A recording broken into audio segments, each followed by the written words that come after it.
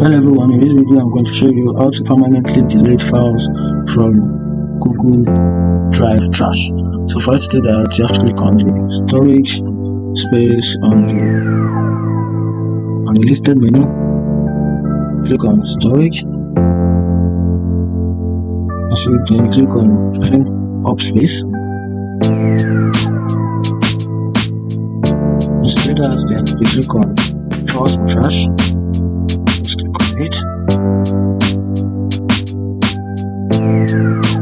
The important part of this part is you can delete all these files and folders from your trash at once without you selecting any of these files one after the other. So just click on this option, delete all, or you can simply just highlight show 32. So when you do this, the first files on the home page, which is 32, is selected. So this might end up not deleting all the files. So just check this and use this option, which is delete all.